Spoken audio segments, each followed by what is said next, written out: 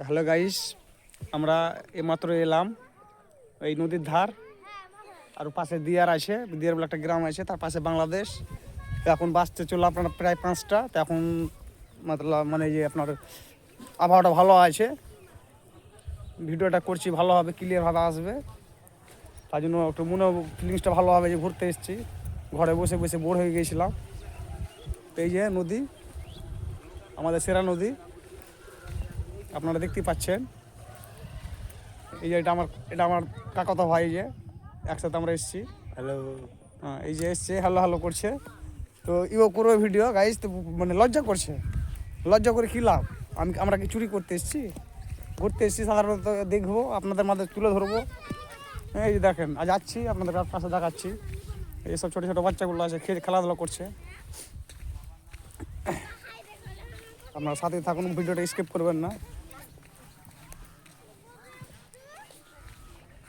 এই যে দেখেন এই নদীটা আপনার বাংলাদেশে কানেক্ট হয়ে যাচ্ছে। এই নদীটাই, এটা একদম চলে যাবে আপনার বাংলাদেশ।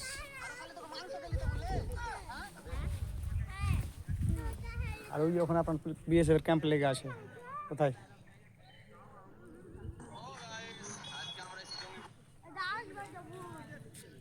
ওই যে ওইদিকে বিএসএফ ক্যাম্প লেগে আছে, দেখেন। ওই যে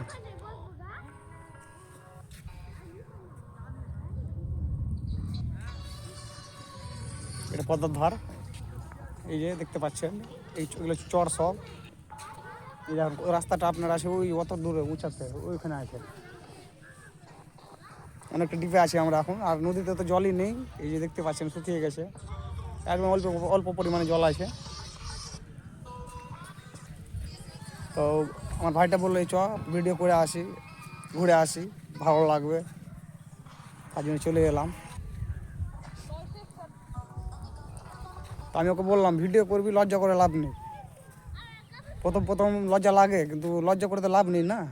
যেহেতু আমরা একটা কাজ করছি, মানুষের বিষয়ে তুলে ধরছি, যে মানুষ দেখবে। যারা হয়তো চিনেন তারা হয়তো অবশ্যই চিনতে পারছেন, কি বুঝতে পারবে। এটা আমাদের পদ্মা নদী। তো সব ভালো থাকেন, সুস্থ থাকেন, টাটা। পরের ভিডিওতে দেখা হবে।